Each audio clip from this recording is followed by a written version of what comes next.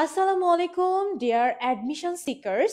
আজকে আমাদের খুবই স্পেশাল ক্লাসটি একদম অন টাইমে শুরু করতে পেরে আমি খুবই ডিলাইট ফিল করছি।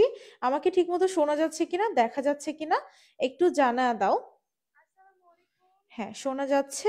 এন্ড আমি একটু লাইভটা আমাদের প্রাইভেট গ্রুপগুলোতে একটু শেয়ার করে দিব, যাতে করে সবাই যুক্ত হতে পারে আমাদের সাথে।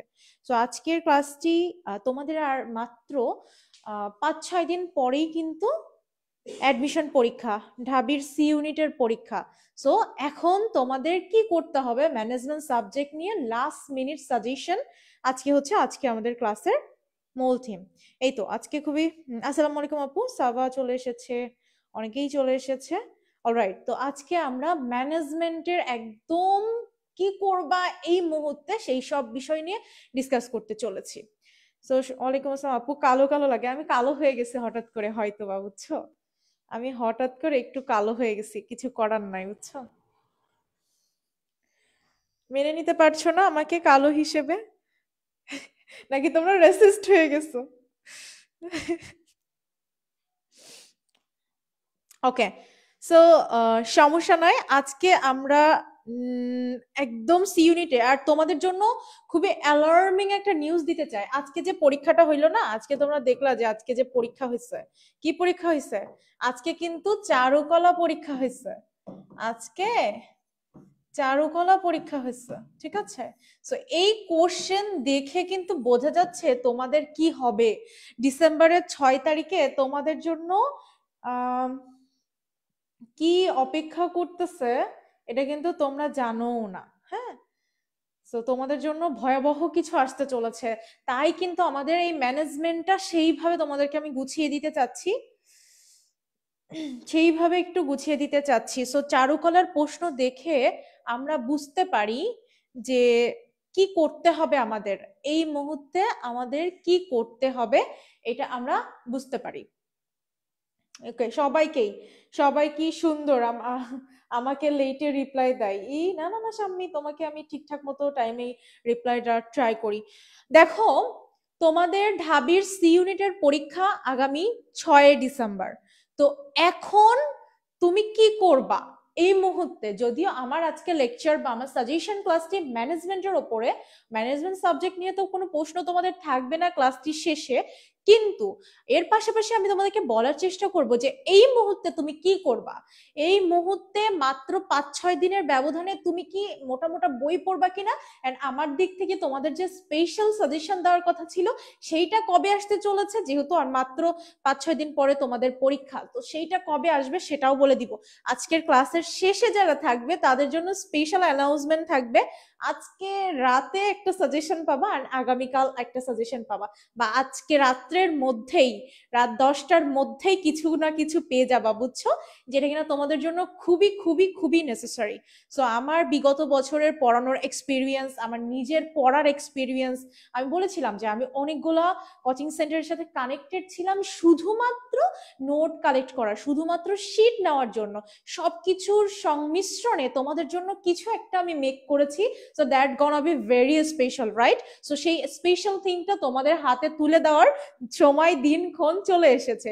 তাই বেশি বেশি এই লাইভটি শেয়ার করতে হবে। এই যে বলতেছো আমাকে যে কালো দেখা যাচ্ছে, আমার হচ্ছে টাকা পয়সা নাই বুঝছো, সো একটু লাইভ টাইপ গুলো শেয়ার করে দিলে এই কালো দেখাটা ঠিক হয়ে যাবে, বুঝছো। আমাদের জানি কি হয়, 80% কমান এত ইজি জানলে ওখানে এক্সাম দিতাম। না, চারুকলার কিছু কিছু কোশ্চেন অনেক ডিপ থেকে হয়েছে, বুঝছো। প্রশ্ন যে কঠিন হয়েছে এটা আমি বলবো না, প্রশ্ন একদম রুট থেকে হয়েছে, একদম ডিপ থেকে কোশ্চেনটা হয়েছে। তো আজকের লাইভটা সবাইকে শেয়ার করার অনুরোধ, কারণ আজকে যারা বিজনেস স্টাডিজ ব্যাকগ্রাউন্ডের শিক্ষার্থী তাদের জন্য ম্যানেজমেন্ট একটা মাস্ট বি সাবজেক্ট, যে এটা কিন্তু অপশনাল কোনো সাবজেক্ট না। তো এই যে একটা মাস্ট বি একটা সাবজেক্ট, এন্ড এছাড়াও যেহেতু অ্যাডমিশনের আগে এটাই তোমাদের লাস্ট ক্লাস, এরপরে আর কারোরই ক্লাস নাই, আমারই লাস্ট ক্লাস এটা তোমাদের সাথে। সো অ্যাডমিশনের জন্য কি কি করতে হবে, কিভাবে কি করলে ভালো হয়, আমার যত অভিজ্ঞতা আছে, আমার এক্সপিরিয়েন্স থেকে সবকিছু আজকে আলোচনা করব। তাই লাইভটি শেয়ার করে দেওয়ার, তোমার টাইম লাইনে রেখে দেওয়ার অনুরোধ করছি। ওকে, ঠিক আছে। সো যেহেতু প্রশ্ন এত ডিপ থেকে হচ্ছে, সেজন্য আমাদের আমাদের আরেকটু বেশি স্মার্ট হতে হবে। আমরা already arts and commerce personal শিক্ষার্থীরা সবাই অনেক স্মার্টলি পড়াশোনা শিখে গেছি, কারণ আমরা এইচএসসি থেকেই যারা আমাদের সাথে ছিল তাদেরকেই কিন্তু তখন থেকে বুঝাইছি যে পড়াশোনা ইজ আ গেম, তোমাকে এখানে কৌশলী হইতে হবে, আদারওয়াইজ তুমি সবার উপরে যাইতে পারবে না। অলরাইট, হ্যাঁ একটু ঠান্ডা লাগতেছে। আপু লাস্ট 6 দিন কোন কোন চ্যাপ্টার গুলো পড়বো লাস্টে বলে দেন। এটা বলার জন্যই তো এখানে আসছি। ইনফ্যাক্ট তোমাদের জন্য আমি বলেছিলাম যে আমি একটা সাজেশন দিব, সেই সাজেশনটা কখন দিব, আজকে রাত্রেও দিতে পারি, আগামীকালও দিতে পারি। তো কখন দিব সেই অ্যানাউন্সমেন্টটাও কিন্তু আজকে ক্লাসে থাকছে, বা আমি কিভাবে আমি সাজেশনটা মেক করেছি, তোমরা ওই সাজেশনটা কিভাবে পড়বা বা কিভাবে পড়লে বেটার করবা। হ্যাঁ, মানে আমার যত এক্সপিরিয়েন্স দিয়ে সব ওই সাজেশনের মধ্যে ইনক্লুড করা। সো এটা যদি কেউ পাও এন্ড পড়তে পারো, মাশাআল্লাহ তুমি খুব বেটার করবা ইনশাআল্লাহ। অলরাইট, তো আমরা সবার প্রথমে জানতে চাই ম্যানেজমেন্ট সাবজেক্টটা কোনো অপশনাল সাবজেক্ট না, এটা তুমিও জানো আমিও জানি। তবে এখন এই স্লাইডে কেন রাখছি, কেন এই স্লাইডটা এখানে রাখলাম রাখলাম আমি বলতে চাই সবার আগে তুমি, হ্যাঁ আমি ম্যানেজমেন্টের সাজেশন নিয়ে ডিসকাস করব, তার আগে এই যে ম্যানেজমেন্ট সাবজেক্টটা তুমি ঠিক কিভাবে কখন অ্যান্সার করবা। তোমার কিন্তু 5টা সাবজেক্টের এমসিকিউ অ্যান্সার করতে হবে, তাই না? বাংলা তোমাকে অ্যান্সার করতে হবে, বাংলা তোমাকে অ্যান্সার করতে হবে, English Bangla English, accounting accounting management accounting management, marketing অথবা ফাইন্যান্স, এই দুইটা হচ্ছে অপশনাল। ঠিক আছে, ফাইন্যান্স অথবা মার্কেটিং, সেই দুইটা থেকে যে কোনো একটা অ্যান্সার তোমাকে করতে হবে। এখন আমার কথা হচ্ছে তুমি কখন কোনটা অ্যান্সার করবা, কখন কোনটা অ্যান্সার করবা। মানে এইখানে তোমার একটা, আমি দেখো আমার অ্যাডমিশনে এই যে অ্যাকাউন্টিং এ আমি মানে মারা খাইছি, ভালো মতন মারা খাইছি, শুধু মারা না, এখানে আমি জাস্ট কত পাইছি, জাস্ট হচ্ছে 4 পাইছি, 4 কত 5 পাইছিলাম মেবি। সো এই যে কেন পাইছি, এটা এটা হচ্ছে একটা লার্নিং আছে তোমাদের, হ্যাঁ এখান থেকে অনেক শেখার আছে। তো ভালো করে ব্যাপারটা বুঝো। এই যে বারবার আমরা বলি না যে টাইম ম্যানেজমেন্ট, টাইম ম্যানেজমেন্ট, হ্যাঁ কোন সাবজেক্টের পরে কোন সাবজেক্টটা তুমি অ্যান্সার করবা, সেটা একটা বড় টাইম ম্যানেজমেন্ট। দেখো তোমাকে অল্প সময়ের মধ্যে বেশি সাবজেক্টের অ্যান্সার করতে হবে, বেশি কোশ্চেন অ্যান্সার করতে হবে, সহজ কথায়। ঠিক আছে, খুব ভালো করে বুঝবা, আজকের এই ক্লাসটা শুধুমাত্র ক্লাস হিসেবে নিবা না। এটা যে সাজেশন তোমার সাথে তোমার অ্যাডমিশন নিয়ে যত প্রশ্ন আছে আমাকে করতে পারো, এন্ড আমি তো অলরেডি বলবোই, আমার যা যা তোমাকে বলার আছে সেগুলো তো তোমাকে বলবোই। ঠিক আছে, তো এই যে টাইম ম্যানেজমেন্টটা কেন গুরুত্বপূর্ণ, কারণ আমাদের অ্যাডমিশনে কি করতে হয়, বেশি কোশ্চেনের অ্যান্সার করতে হয় অল্প টাইমে। হ্যাঁ অলরাইট, তো আমরা এই যেহেতু আমাদের 5টা সাবজেক্টের অ্যান্সার করতে হবে, যেহেতু আমাদের 5টা সাবজেক্টের অ্যান্সার করতে হবে, আমরা সবার আগে কাকে টাচ করব, কাকে আগে ধরবো। সবার আগে আমি সাজেস্ট করব, আমি ম্যানেজমেন্ট পড়াই বলে আমি ম্যানেজমেন্ট উত্তর করতে বলবো না, সবার আগে আমি সাজেস্ট করব ম্যানেজমেন্ট দিয়ে শুরু করতে। কেন আমি ম্যানেজমেন্ট পড়াই তাই ম্যানেজমেন্ট দিয়ে শুরু করবা না, কারণ তুমি সবার আগে একদম সহজ একটা সাবজেক্ট দিয়ে শুরু করতেছো। ঠিক আছে, এই সাবজেক্টে মোটামুটি 12র মধ্যে তুমি হেসে খেলে 10টা 11টা মোটামুটি পারবা, যদি তোমার প্রস্তুতি ভালো থাকে। আর তোমার প্রস্তুতি ভালো থাকার জন্য আমার হাতেও কিছু করণীয় আছে, আল্লাহ ভরসা, অবশ্যই আল্লাহর রহমত। তারপরে আমি তোমাকে যে সাজেশনটা প্রিপেয়ার করে দিছি, যেহেতু সেটা অনেক বছরের এক্সপিরিয়েন্সের সংমিশ্রণে তোমার কাছে যাবে, তুমি যদি ওইটা ভালো করে পড়ো তাহলে আশা করা যায় তুমি একটু কমন সেন্স অ্যাপ্লাই করলে, কারণ আমি বলেছি যে ম্যানেজমেন্টের প্রশ্নগুলা কৌশলের সাথে হ্যান্ডেল করতে হয়, কমন সেন্স অ্যাপ্লাই করতে হয়, সিক্স সেন্স অ্যাপ্লাই করতে হয়, সব ধরনের সেন্স, যত ধরনের সেন্স আছে সব সেন্স অ্যাপ্লাই করতে হয়, কারণ ম্যানেজমেন্টের কোশ্চেনগুলো প্যারাফ্রেজিং থাকে। যেমন ধারণা উন্নয়ন না বলে ধারণা সৃজন বলে দেয়, তারপরে পতন স্তরকে হ্রাস বলে, পূর্ণতা স্তরকে পরিপক্কতা বলে। হ্যাঁ, এইগুলাকে তোমাকে ধরতে হবে, ম্যানেজমেন্ট মার্কেটিং এর প্রশ্ন অনেক বেশি প্যারাফ্রেজিং হয়। ঠিক আছে, অনেক বেশি বলতে অনেক বেশি প্যারাফ্রেজিং হয়। আসসালামু আলাইকুম আপু, কেমন আছেন? ওয়ালাইকুম আসসালাম, আলহামদুলিল্লাহ ভালো আছি, সবাই কেমন আছেন? একজন লিখছে আমি যে শুধু তোমাকে কি বলি ম্যানেজমেন্ট পড়াই বলে ম্যানেজমেন্টটা আগে অ্যান্সার করতে বলতেছি এমন না। তোমার দেখো এই যে 5টা সাবজেক্টের মধ্যে তোমার মার্ক তোলার জায়গা কোনটা? মার্ক তোলার জায়গা হচ্ছে এই ম্যানেজমেন্ট আর ফাইন্যান্স অথবা মার্কেটিং। যারা মার্কেটিং নিছো ঠিক আছে, যারা ফাইন্যান্স নিছো ঠিক আছে। তো সবার আগে তুমি ম্যানেজমেন্ট উত্তর করবা, আর মার্কেটিং নিলে মার্কেটিংটা 2 নম্বরে উত্তর করবা। সবার আগে ম্যানেজমেন্টকে উত্তর করবা, সেকেন্ডে এখানে আসবা। এরপরে মাথাটা একটু ঠান্ডা করে 3 নম্বরে আসবে ইংলিশের কাছে। এখানে আমার 5 পেয়ে পাস করতে হবে। সো এই জায়গাটায় দাগানোর ক্ষেত্রে একেবারে শিওর না হয়ে দাগাবা না। এন্ড এখানের কোশ্চেন গুলো আমি কিন্তু বায়োটাই দাগাইছিলাম বাই দ্য ওয়ে, আমার একটাই ভুল গেছিল, কারণ আমি হচ্ছে সিনোনিম অ্যান্টোনিম এত বেশি পড়ি নাই, তো প্রিভিয়াস ইয়ারের গুলো পড়ে গেছে, ওখান থেকে কমন টমন পাইছিলাম, বুঝছো। তো আমি সিনোনিম অ্যান্টোনিমের পিছনে এত সময় দেই নাই, আমি গ্রামার এন্ড অন্যান্য বিষয়ে সময় দিছিলাম। এন্ড শেষ সময় তুমিও যদি ইংলিশের কথা বলো তাহলে প্রিভিয়াস ইয়ারের গুলা সিনোনিম অ্যান্টোনিম, যারা আমার মতো ঝামেলায় পড়ো সিনোনিম অ্যান্টোনিম মুখস্থ করা নিয়ে, প্রিভিয়াস ইয়ার গুলার একেবারে খেয়ে ফেলবা। প্রিভিয়াস ইয়ারে যা প্রশ্ন আছে না কেন, প্রিভিয়াস ইয়ারে সিনোনিম অ্যান্টোনিম রিলেটেড ওই চ্যাপ্টারে যাবা, ওই মানে ঢাকা শুধু যে ঢাবির প্রশ্ন পড়ে যাবা তা কিন্তু না। রাবি, চবি, জবি, গুচ্ছ যতগুলো ইউনিভার্সিটি আছে সবগুলো ইউনিভার্সিটির কোশ্চেন পড়ে যাবা সিনোনিম অ্যান্টোনিমের জন্য। তো এখানে পাস তোমাকে সিকিউর করতেই হবে। তাহলে 3 নম্বরে তুমি ইংলিশ অ্যান্সার করতেছো, 4-এ তুমি বাংলা অ্যান্সার করবা, আর 5-এ তুমি অ্যাকাউন্টিং অ্যান্সার করবা আমার মতো। তাহলে আমি এইটাই করছিলাম, আমি এই সবার এই যে প্রথমে ম্যানেজমেন্ট, মার্কেটিং, তারপর ইংলিশ, তারপর বাংলা, তারপর অ্যাকাউন্টিং, এই জন্য আমি অ্যাকাউন্টিং এর নাম্বারটা কম পাইছি, বুঝছো।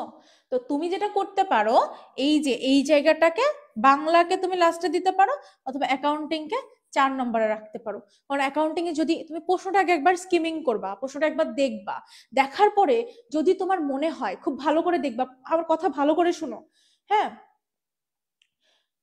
আমার কথা ভালো করে শোনো, যদি তোমার প্রশ্নটা দেখার পরে মনে হয় যে হ্যাঁ মানে অ্যাকাউন্টিং এ খুব বেশি ম্যাথ আসে নাই বা বড় বড় ম্যাথ কম আসছে, তাহলে এটাকে তুমি টাইম দিতে পারো। বাট একটা প্রশ্ন পারতেছো না, ওটা নিয়ে খেচাখেচি করতে মানে পারতেছো না শেষ, ওটা নিয়ে আর ওটা ধরে ধরে ধরে করার চেষ্টা করার দরকার নেই, পরেরটাই চলে যাও।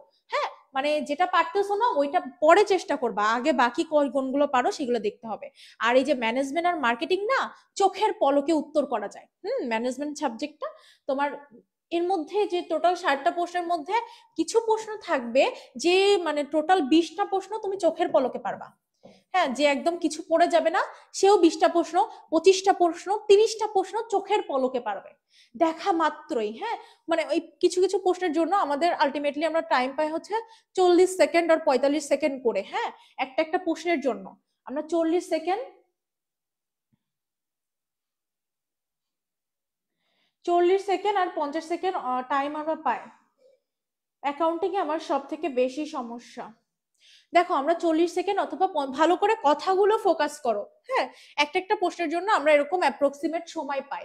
তো কিছু কিছু প্রশ্ন আসে যে 5 সেকেন্ড অথবা 10 সেকেন্ডে আমরা উত্তরটা করে ফেলতে পারি, 5 অথবা 10 সেকেন্ডের মধ্যে কিছু কিছু আমরা উত্তর করে ফেলতে পারি। এখন ওই জায়গাতে যে সময়টা বাঁচতেছে ওই সময়টা আমরা এই জায়গাগুলোতে ইমপ্লিমেন্ট করব, এটাকে দিব, এটাকে দিব, প্রয়োজনীয় ফাইন্যান্স অথবা তোমার যে উইক সাবজেক্ট গুলাতে দিব।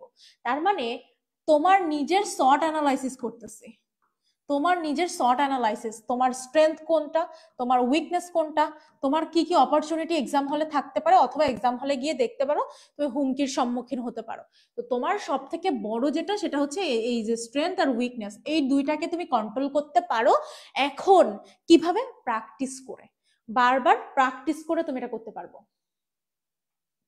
বারবার প্র্যাকটিস করে তুমি এটা করতে পারবা। অলরাইট, বারবার প্র্যাকটিস করে তুমি এটা করতে পারবা।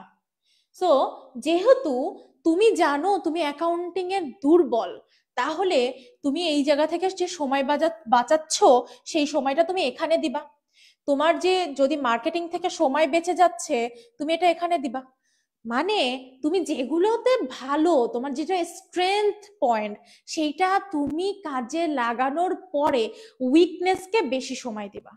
মানে যে সাবজেক্টটা তুমি দুর্বল তুমি নিজেও জানো, সেই সাবজেক্টটাতে ওই বেঁচে যাওয়ার সময়টাকে লাগাবা। তাহলে ম্যানেজমেন্ট দিয়ে শুরু করাটা কেন উত্তম? কারণ ম্যানেজমেন্টের কোশ্চেন নর্মালি ইজি হয়, তবে একটু ব্রেইনটাকে খুব ফোকাসিং রাখতে হবে, কারণ প্যারাফ্রেজিং কোশ্চেন আসে, বারবার বলতেছি প্যারাফ্রেজিং কোশ্চেন আসে, তুমি ধরতে পারবা না। এই পরীক্ষা কিন্তু তোমাকে নেওয়ার পরীক্ষা না, তোমাকে বাদ দেওয়ার পরীক্ষা। ইজ আ মাস্ট, একটা ভালো একটা কথা বলছে, এটা কিন্তু তোমাকে বাদ দেওয়ার পরীক্ষা। আপু কোচিং এর মডেল, কোচিং টোচিং বাদ দাও, কোচিং এর মডেলটার ওসব কোনো ভ্যালু রাখে না। ঢাবির প্রশ্ন ডিফারেন্ট। কোচিং সেন্টারে দেখা যাচ্ছে যারা কোচিং সেন্টারে প্রথম থেকে 10-এর মধ্যে বারবার প্রথম হয়, তারা কোনো ভার্সিটিতেই চান্স পায় না, কোনো ইভেন কোনো পাবলিকে চান্স পায় না, এরকমও দেখছি। তো কোনো কোচিং সেন্টারের কথা এখানে বলবা না। কোচিং সেন্টারের কোশ্চেন ডিফারেন্ট, ঢাবির প্রশ্ন ডিফারেন্ট, ঢাবির এক্সাম যে হলের পরিবেশ ডিফারেন্ট। তো তুমি কোচিং সেন্টারে কততম পজিশন হোল্ড করতেছো এটা কোনো ম্যাটারই করে না। ম্যাটার করে যে তুমি রিয়েল এক্সামে কি করতেছো। তুমি সারা বছর, আমি এমনও দেখছি আসলে আমাদের যে অ্যাডমিশন কোচিং গুলোতে, সে মানে 1 থেকে 10-এর মধ্যে থাকতো, কিন্তু কখনোই সে মানে কোনো পাবলিক ইউনিভার্সিটিতে চান্স পাইতেই পারে নাই। হ্যাঁ, this is the harsh reality. তো কোচিং সেন্টারে কত পজিশন হইলো এটা কোনো ভ্যালুই রাখে না। তোমার এখন লাইফটাকে ইউটার্ন করার সময় আসছে, তোমার নিজের পরিচয় বানানোর সময় আসছে, তুমি বানাবা কিনা এটা তোমার হাতে। সো এখন বেশি বেশি যেটা করতে হবে সেটা হচ্ছে নিজের প্রতি কন্ট্রোল রাখতে হবে। কিভাবে রাখতে পারো? প্র্যাকটিস করে, নিজের প্রতি বিশ্বাস রেখে প্র্যাকটিস করতে হবে, নিজের শর্ট অ্যানালাইসিস করতে হবে, নিজের দুর্বলতা সর্বলতা এটা বুঝে তুমি যে সাবজেক্টে ভালো পারো সেই সাবজেক্টে সময় যেটা বেঁচে যাবে ওটা দুর্বলতা সাবজেক্টে লাগাবা। এখন চলো আমরা আমাদের ম্যানেজমেন্টের মানে অ্যানালাইসিস করি, ম্যানেজমেন্ট সাবজেক্টে কোথা থেকে প্রশ্ন আসতে পারে, কোন কোন চ্যাপ্টারগুলো থেকে বেশি প্রশ্ন আসতে পারে, এবং সেই চ্যাপ্টারের কিছু গুরুত্বপূর্ণ টপিক আমি বলে দিব সুন্দর করে। সেই কয়েকটা টপিক তো তুমি অধ্যয়ন করবাই, পাশাপাশি আমি তোমাদেরকে একটা সাজেশন প্রোভাইড করব। আচ্ছা এখনই বলে দেই, হ্যাঁ এখন যেহেতু 50 জন শিক্ষার্থী এই লাইভটা দেখতেছো, আমি বলে দিচ্ছি তোমাদের একটা সাজেশন আমি আপলোড করতে চলেছি, সেটা আজকে রাত 10টায়। আজকে রাত 10টায় সাজেশনটা আপলোড করার পরে তুমি আজকে পিডিএফটা একটু দেখলা, আগামীকাল সকালে যেই ওটা তুমি সফট কপি থেকে প্রিন্ট করে হার্ড কপি বানায় নিবা। নিজের কাছে একটা কপি নিয়ে এবার ওটা ভালো করে রিড আউট করবা। দেখবা এই শেষ সময়ে সবাই চায় এমন একটা সাজেশন যেখানে কিনা বড় বড় বই, এখন কিন্তু মোটা মোটা বই, সাজেশন শিট, তারপরে আমি যে স্লাইড দিছি ওইসব পড়ার সময় নাই। এখন ডিরেক্ট এক্সাক্ট যে পয়েন্টটা, যে ইম্পর্টেন্ট প্লেসটা, ওইটাই পড়ার সময়। তো ঠিক সেই জায়গাটা আমি তোমাকে দিব ইনশাল্লাহ। আমি এতদিন ধরে প্রিপেয়ার করছি, আমাকে দেখবা পেজে একটু কম কম দেখছো তাই না? তো আমি এতদিন ধরে এই জিনিসটাতে অনেক কাজ করছি। তো এখন সময় এসেছে এখন তোমাদের হাতে তুলে দেওয়ার, তোমাদের হাতে তুলে দিব। এখন এটা সুন্দরভাবে পড়ে গেলে আশা রাখি ম্যানেজমেন্ট আর মার্কেটিং এই দুইটা সাবজেক্টে তুমি এক্সাম দিয়ে এসে আমাকে তুমি থ্যাঙ্কস জানাতে বাধ্য। আমি তোমাকে বলে রাখলাম। হ্যাঁ, আর বাকিটা তো ওপর আল্লাহর হাতেই, বাট আমি আমার জায়গা থেকে চেষ্টা করেছি। সে মানে আল্লাহ না কারোর কর্মফল নষ্ট করে না। তো আমি যেহেতু অ্যাজ এ টিচার আমি তোমাদের ভালো কিছু দেওয়ার জন্য চেষ্টা করেছি, আল্লাহ আমার কর্মফলও যেমন নষ্ট করবে না। তোমরা যেটা যদি এটা ভালোভাবে পড়ে যাও, বুঝে পড়ে যাও, তোমরা পড়লেই বুঝতে পারবা, কন্টেন্ট দেখলেই কিন্তু বোঝা যায় যে কি অবস্থা বা কেমন ইম্পর্টেন্ট বিষয়গুলো দিয়ে সাজানো হয়েছে। তো এগুলো কন্টেন্ট দেখলেই বোঝা যায়। তো তোমরাও বলবা যে হ্যাঁ এটা ভালো কন্টেন্ট, অ্যান্ড ওভারঅল তোমরাও কষ্ট করেছো, তোমরাও তোমাদের কষ্টের ফল পাবা, কারণ কর্মের ফল কখনোই আল্লাহ নষ্ট করেন না বা সৃষ্টিকর্তা নষ্ট করেন না। আপু আপনার নোটগুলো দিবেন আজকে, এবং সাজেশন নোটটাই সাজেশন আকারে কনভার্ট করেছি বুঝছো, একসাথে যে আমার হ্যান্ড নোট গুলা ওভাবেই আমি, এই যে কয়দিন আমাকে কম দেখছো এটার জন্য এটাই রিজন ছিল। যে চলো আমরা এবার একটু ম্যানেজমেন্ট নিয়ে কথাবার্তা বলি, ম্যানেজমেন্ট নিয়ে খেলা করি। সো এই যে আমাদের প্রথম পত্রে টোটাল 12টা চ্যাপ্টার আছে, দ্বিতীয় পত্রে 10টা চ্যাপ্টার আছে, এই টোটাল আমাদের 22টা কন্টেন্ট। আর আর একটা যোগ হবে কেন, বিবিধ, বাইরে থেকে কোশ্চেন আসতে পারে, সাম্প্রতিক বিষয়গুলো থেকে ম্যানেজমেন্টের কোশ্চেন চলে আসতে পারে। সো এই টোটাল 23টা আমাদের। তো এই 22টা আর একটা টোটাল মিলে 23টা চ্যাপ্টার। এখন কোন কোন জায়গা থেকে বেশি প্রশ্ন আসতেছে, তোমাদের কি টাইম লাইনে আজকের ভিডিওটা শেয়ার করা উচিত কি উচিত না সেটা তুমি ভালো করে চিন্তা করে দেখো। প্রথমে আমি কিভাবে সাজাইছি আজকের ক্লাসটা, প্রথমে আমি তোমাকে বলে দিলাম তুমি কোন সাবজেক্ট আগে উত্তর করবা, কোনটা পরে উত্তর করবা, কেন করবা, কারণ ব্লাইন্ডলি আমার কথা বিশ্বাস করবা কেন করবা সেটারও কারণ আমি তোমাকে দেখাই দিচ্ছি।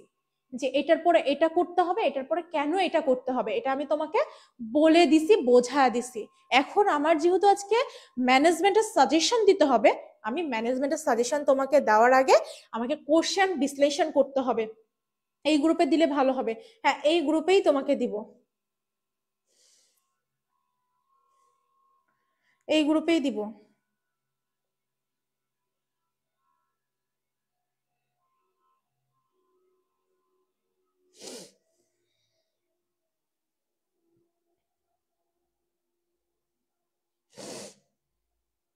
অলরাইট, সো প্রশ্ন প্রথমে আমাদের বিশ্লেষণ করতে হবে।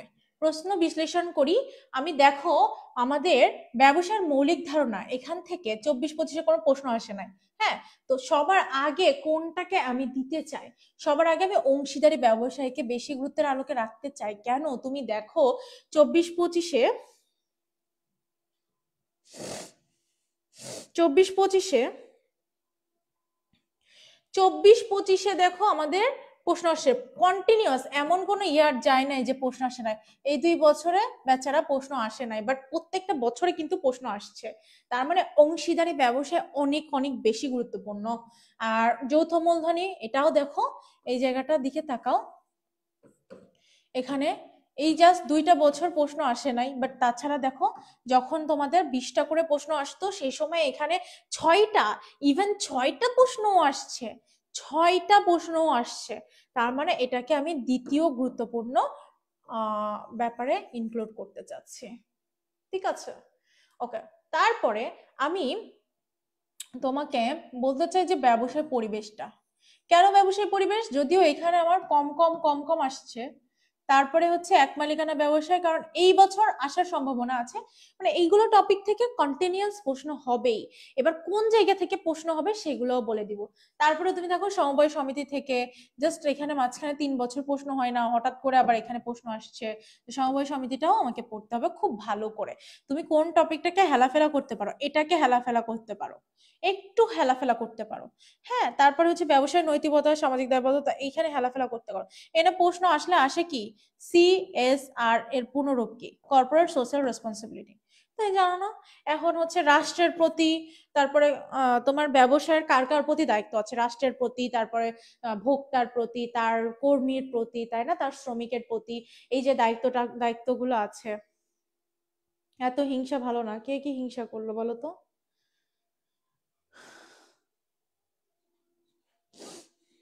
কে কি হিংসা করছে?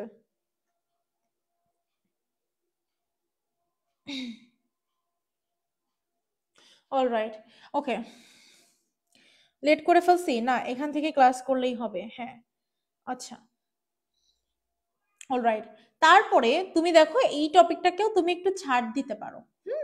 ছাড় দাও বলতে আমরা যে একেবারে পড়বো না এমন না। হ্যাঁ, তুমি এই টপিকটা পড়বা, তবে এই শেষ সময় আমাদেরকে বেশি গুরুত্বপূর্ণ টপিকগুলোকে বেশি জোর দিয়ে পড়তে হয়, বেশি গুরুত্বপূর্ণ টপিকগুলোকে বেশি জোর দিয়ে বেশি ফোকাস করে পড়তে হয়, বারবার পড়তে হয়, তাই না?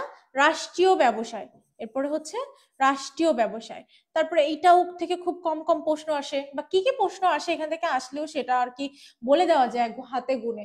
তারপরে তুমি এটাকে রাখলা। হ্যাঁ, তার মানে প্রথম পত্র থেকে আমার সবার আগে কাকে পড়তে হচ্ছে?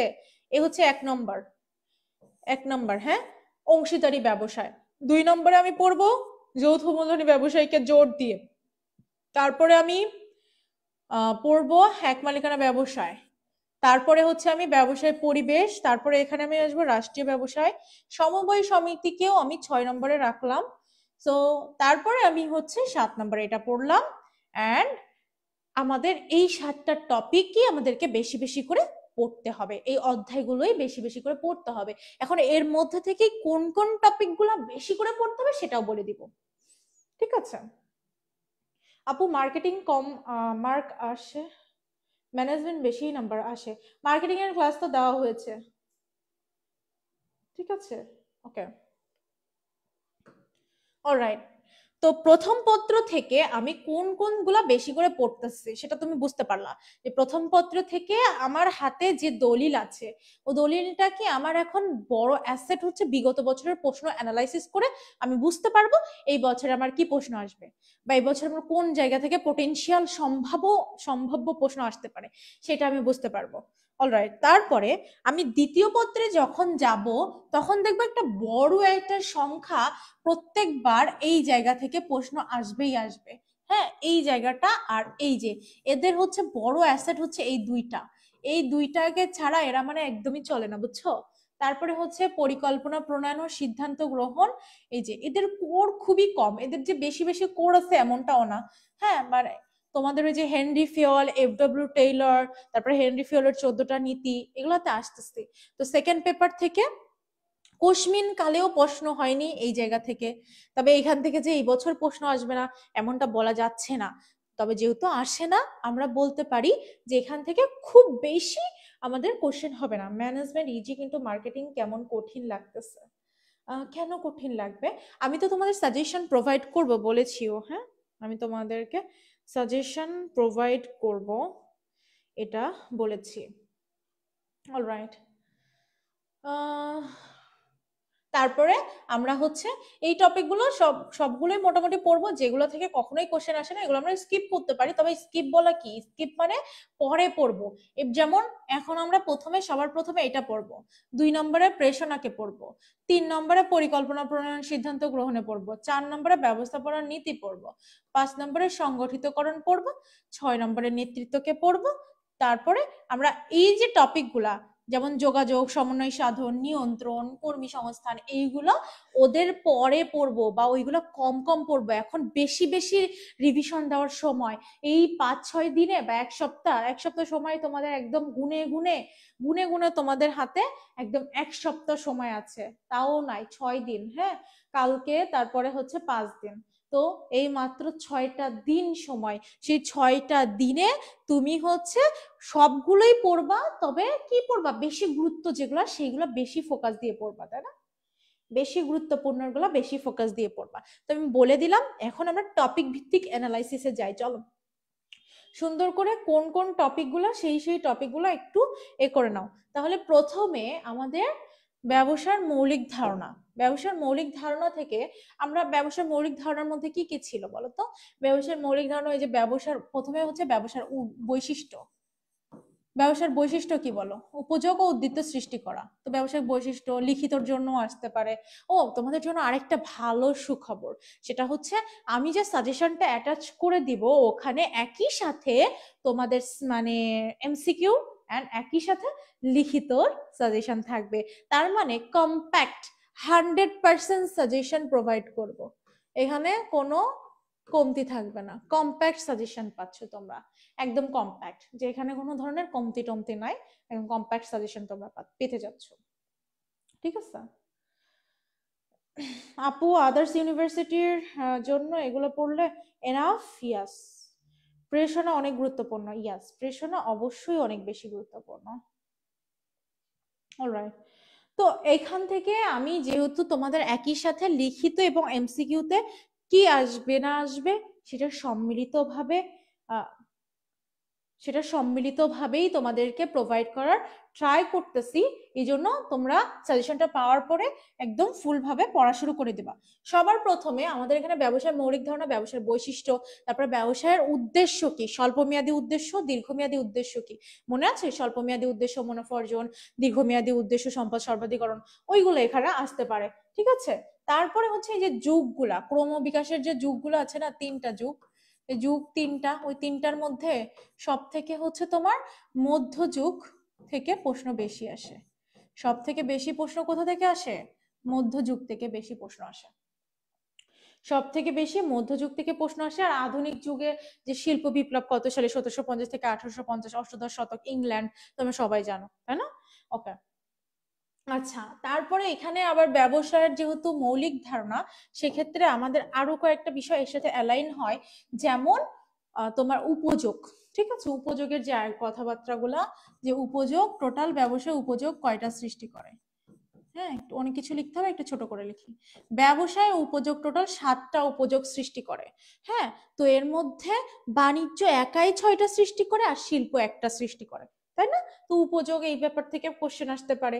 তারপরে শিল্পের প্রকারভেদ। কিসের প্রকারভেদ? শিল্পের প্রকারভেদ। প্রজনন শিল্প, নিষ্কাশন শিল্প, নির্মাণ শিল্প, সেবা শিল্পের প্রকারভেদ। ঠিক আছে। তারপরে হচ্ছে তোমার উৎপাদন শিল্পের যে প্রকারভেদগুলো আছে, বিশেষ করে এখান থেকে কি প্রশ্ন আসে? এখান থেকে উদাহরণগুলোর প্রশ্ন আসে। এখান থেকে উদাহরণগুলোর প্রশ্ন আসে। বোঝা গেল? এখান থেকে বেশিরভাগ উদাহরণগুলা, যেমন নার্সারি হ্যাচারি কোন শিল্পের অন্তর্গত, ইস্পাত কোন শিল্পের অন্তর্গত, অটোমোবাইল কোন শিল্পের অন্তর্গত। সো এই যে উৎপাদন শিল্প এবং শিল্পের যে প্রকারভেদ, প্রাথমিক শিল্প আর দ্বিতীয় পর্যায়ের শিল্প, এই দুই জায়গা থেকে কিন্তু অনেক বেশি প্রশ্ন আসে। হ্যাঁ, তারপর থেকে আমি তোমাকে বলতে চাচ্ছি বাণিজ্য থেকে যে প্রশ্ন হয়, বাণিজ্য থেকে প্রশ্ন হয় সেটা হচ্ছে কোনটা কি বাধা দূর করে। ওই যে বাণিজ্য 6টা উপযোগ সৃষ্টি করে না? হ্যাঁ, যে অর্থগত বাধা, তারপরে গুদামজাতকরণ কিসের বাধা দূর করে, সময়গত বাধা দূর করে, অর্থগত বাধা ব্যাংকিং বিমা এগুলো দূর করে, তারপরে হচ্ছে তোমার স্থানগত বাধা পরিবহন দূর করে, মালিকানাগত বাধা তোমার ক্রয় বিক্রয়ের মাধ্যমে দূর হয়। এখানে যে 6টা যে বাধাটা দূর হয়, সেইখান থেকে বাণিজ্য থেকে প্রশ্ন আসতে পারে। এরপরে হচ্ছে ব্যবসায় পরিবেশে যদি আমরা আসি, খুব সুন্দর করে ভালো করে দেখো, বুঝছো? তোমাদের কমেন্ট গুলো একটু দেখবো, তোমাদের কি কি কমেন্ট আছে, কি কি জিজ্ঞাসা আছে, সব ধরনের কোশ্চেন আমাকে করতে পারো, বুঝছো? যত ধরনের কোশ্চেন আছে সব কোশ্চেন করতে পারো। ডার্কে ফোনের মতন কি লিখছো আপু? আমার মনে হচ্ছে যে একটু পরে এক্সাম দিব আমি। হ্যাঁ, একটু পরেই তুমি এক্সাম দিবা। ক্লাস শেষ করে এক্সাম দিতে বসো, বুঝছো? ক্লাস শেষ করে একটা ডেমো এক্সাম দিতে বসো। তারপরে হচ্ছে ব্যবসায় পরিবেশ থেকে কি কি প্রশ্ন হতে পারে? ব্যবসায় পরিবেশের মধ্যে যে 6টার মধ্যে সব থেকে বেশি গুরুত্বপূর্ণ কোনটা? অর্থনৈতিক পরিবেশ। সব থেকে বেশি গুরুত্বপূর্ণ পরিবেশ কোনটা? অর্থনৈতিক পরিবেশ। তারপরে দ্বিতীয় গুরুত্বপূর্ণ পরিবেশ কোনটা? সামাজিক পরিবেশ। দ্বিতীয় গুরুত্বপূর্ণ পরিবেশ কোনটা? সামাজিক পরিবেশ। ঠিক আছে, দ্বিতীয় গুরুত্বপূর্ণ পরিবেশ সামাজিক পরিবেশ।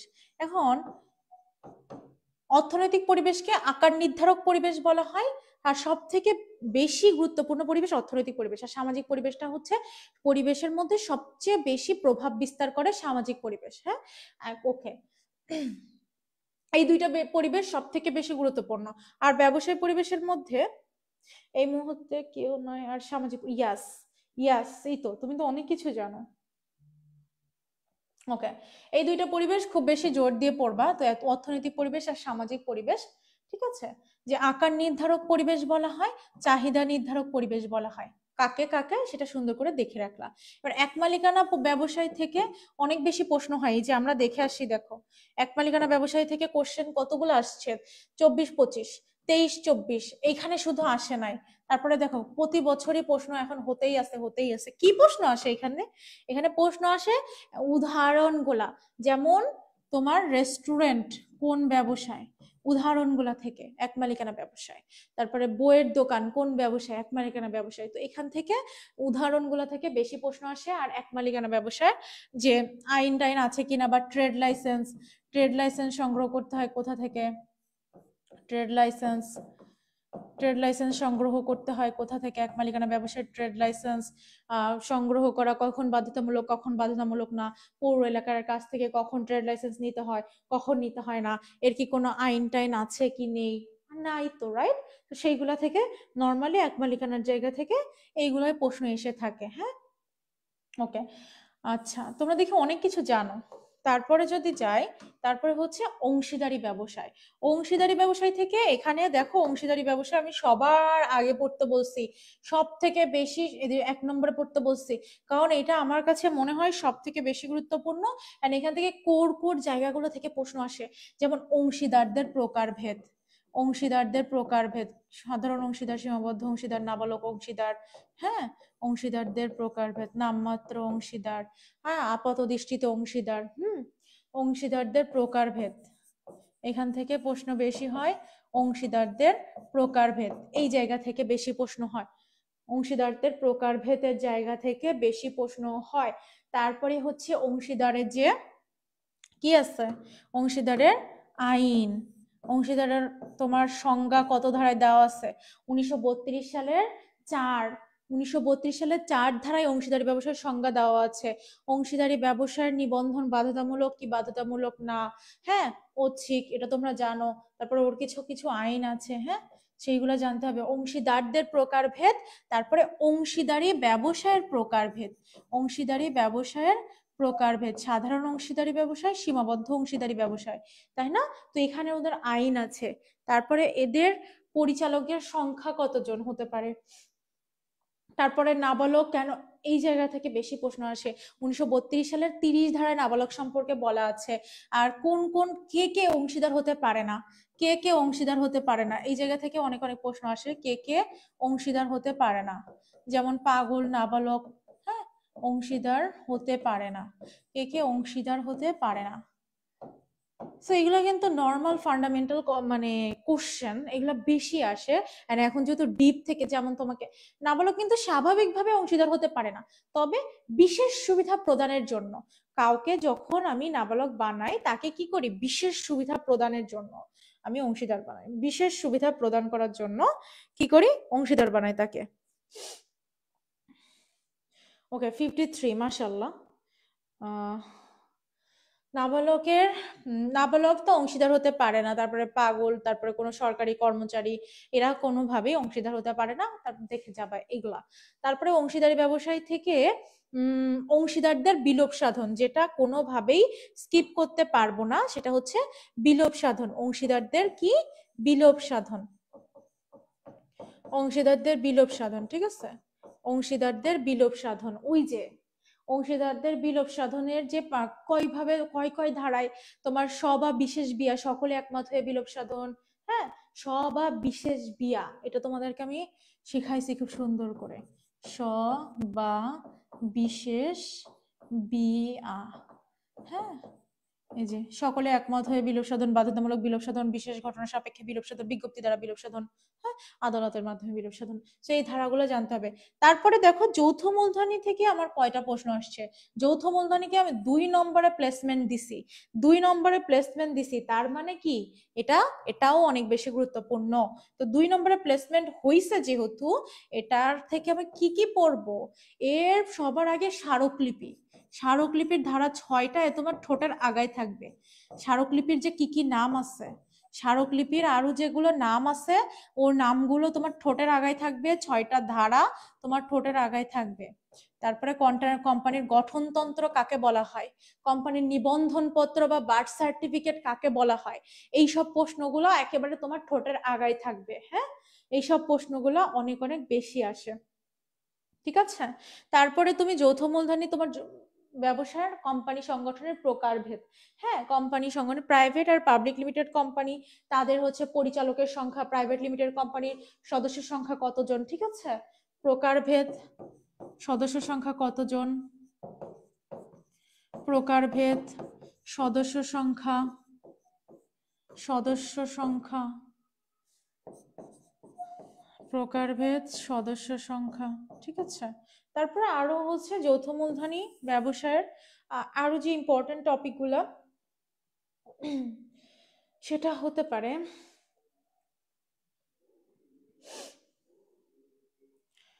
পরিচালকদের সংখ্যা, এটা তো অলরেডি আমি বলেছি, তারপরে একটু লিখে দেই যেহেতু একজন বললো, পরিচালকদের সংখ্যা, হ্যাঁ পরিচালকদের সংখ্যা, পরিচালকদের সংখ্যা, মানে পাবলিক লিমিটেড কোম্পানির পরিচালকের সংখ্যা কতজন, প্রাইভেট লিমিটেড কোম্পানির পরিচালকের সংখ্যা কতজন, একদম ক্লিয়ার ভাবে জানতে হবে যে প্রাইভেটে 2 জন, পাবলিকে 3 জন, পাবলিক বড় এই জন্য। তারপরে সমবায় সমিতি, এখন সমবায় সমিতি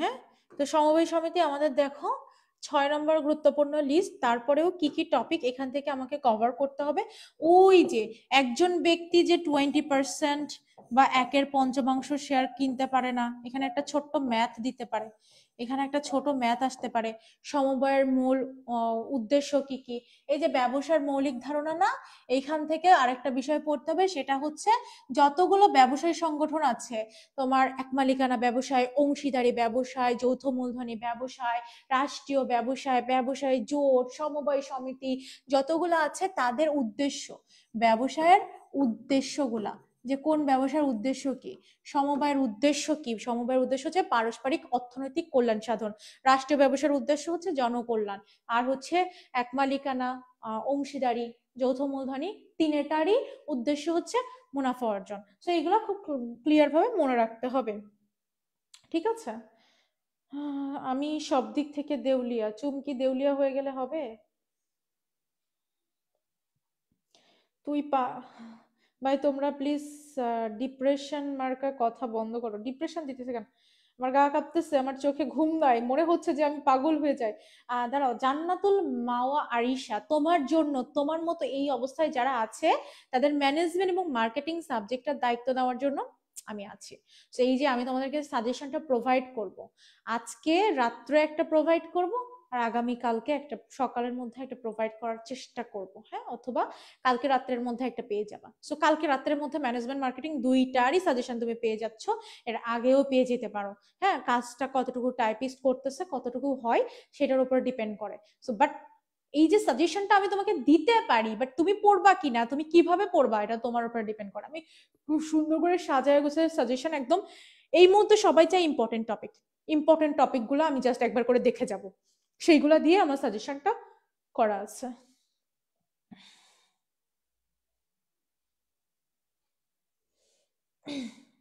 আচ্ছা, তারপরে হচ্ছে সমবায় সমিতির তোমার প্রকারভেদ থেকে এত বেশি প্রশ্ন আসে না, ঠিক আছে? সো এই কয়েকটা বিষয় খুব ভালো করে দেখে গেলে হবে। তারপরে আমরা যদি যাই প্রথম পত্রের রাষ্ট্রীয় ব্যবসায়, রাষ্ট্রীয় ব্যবসার উদ্দেশ্য কি, আমি যদি একটু কোশ্চেন অ্যানালাইসিসে আবার একটু ফিরি, তাহলে দেখবা রাষ্ট্রীয় ব্যবসায়ী থেকেও তেমন বেশি প্রশ্ন আসে না, তবে গত বছর প্রশ্ন আসে না, তার আগের বছরে 22-23-এ প্রশ্নটা আসছিল আমাদের পরে, যাই হোক। তো ওখান থেকে রাষ্ট্রীয় ব্যবসায়ী থেকে প্রশ্ন আসছিল, এখন রাষ্ট্রীয় ব্যবসায়ী থেকে সেইভাবে তেমন কোনো প্রশ্ন আসে না, তবে তুমি জাস্ট ফান্ডামেন্টাল ভাবে রাষ্ট্রীয় ব্যবসায়টা দেখে রাখলা, হ্যাঁ, রাষ্ট্রীয় ব্যবসার উদ্দেশ্য জানলা, রাষ্ট্রীয় ব্যবসায় তোমার কিভাবে অর্থ ইয়ে করে, কিভাবে কার কার প্রতি দায়িত্ব পালন করে, ভ্যাট ট্যাক্স কিভাবে কালেক্ট করে, বুঝছো?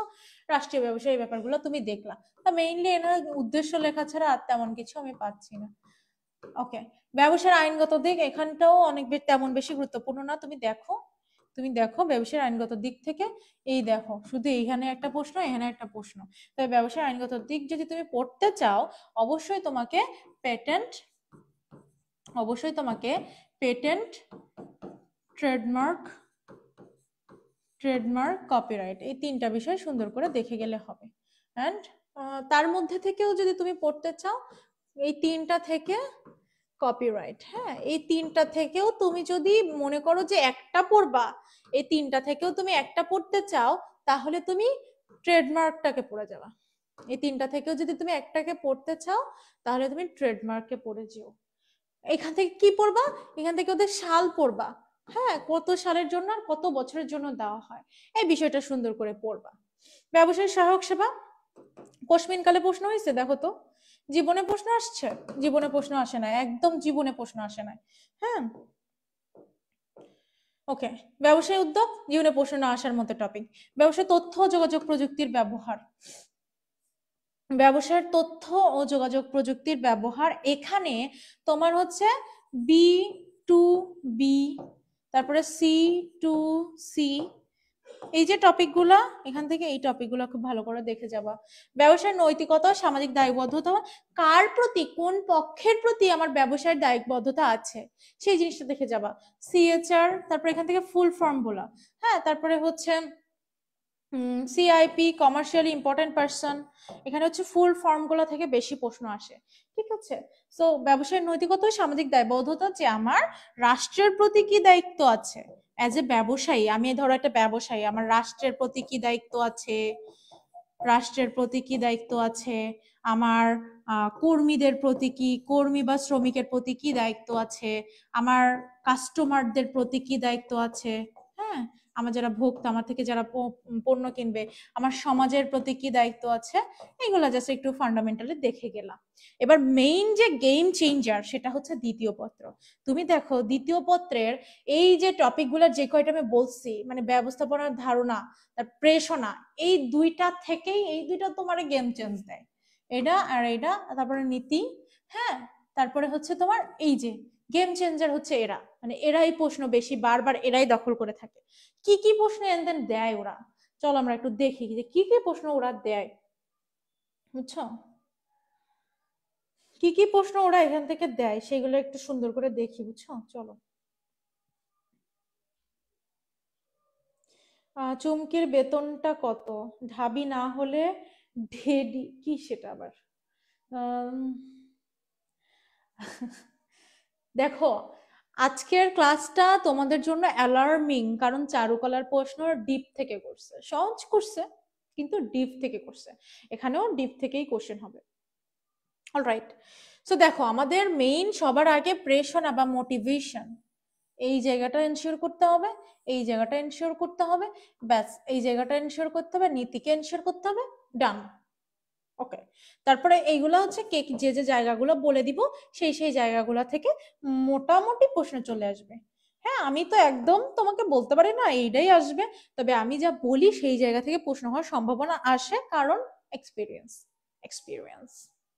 ওকে, ব্যবস্থাপনার ধারণা, যেহেতু এইটার মধ্যে তোমার একদম জিকে টিকে সব আছে, এখানে তোমার মনীষীদের সবকিছু আছে, তো এখান থেকে তুমি দুইটা মনীষীকে বেশি পড়বা, একটা হচ্ছে হেনরি ফিয়ল, হেনরি ফিয়লের নীতিগুলো, হেনরি ফিয়লের কি করতো, ওনার প্রফেশনটা জানবা, হ্যাঁ, আর হচ্ছে F Taylor, F Taylor, Taylor Swift পড়ো না আবার, হ্যাঁ, তোমরা আবার অক্সফোর্ডের কিছু কিছু স্টুডেন্ট আছে তো, টেলর। সো এই দুইটা মনীষীকে বেশি বেশি করে আমরা পড়বো, ওদের যে 14টা প্রণীত নীতি আছে, হ্যাঁ, ওদের 14টা প্রণীত নীতি আমরা এই যে হেনরি ফিয়রের যে 14টা নীতি আছে এটা পড়ে যাব। টেলরের প্রথম বই কোনটা সেটা পড়ে যাব। টেলরের প্রথম বই কত সালে প্রকাশিত হয়েছে, টেলরের দ্বিতীয় যে বইটা সফল বইটা, ওটার নাম কি এবং কত সালে প্রকাশিত হয়েছে। তো এই যে এইগুলো কিন্তু রিটেনের জন্য খুব খুব বেশি গুরুত্বপূর্ণ।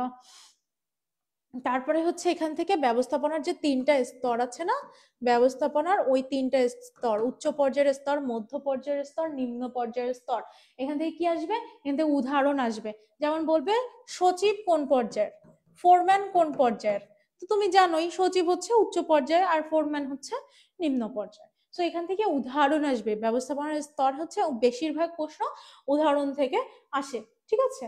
ওকে, তারপরে হচ্ছে আমি ব্যবস্থাপনার নীতি, নীতিতে যদি আমি যাই, এইখানে দেখো এখান থেকে এই যে নীতি থেকে যেহেতু অনেকগুলো কোশ্চেন আসছে, এখন নীতি থেকে আমি অনেকগুলো নীতি পড়বো, তবে মোস্ট অফ দা কোশ্চেন এই দুইটা অ্যালাইন করে করে, এই দুইটা একসাথে, মানে এরা এই দুইটাকে আলাদা করে কোনো কোশ্চেন করে না।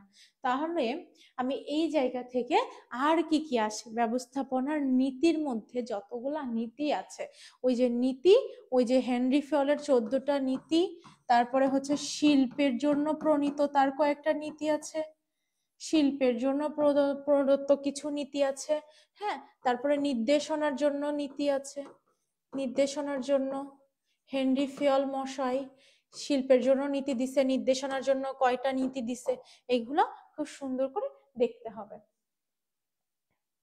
অনেকগুলা নীতি আছে, তবে হেনরি ফিয়লের অ্যাডমিনিস্ট্রেশন ইন্ডাস্ট্রিয়াল অ্যান্ড জেনারেল, এই বইতে এই নীতিগুলো নিয়ে ডিসক্রাইব করছে। ইয়েস, হেনরি ভাই আর টেলর ভাই, তোমার ভাই না, মানে সিয়াম তোমার ভাই।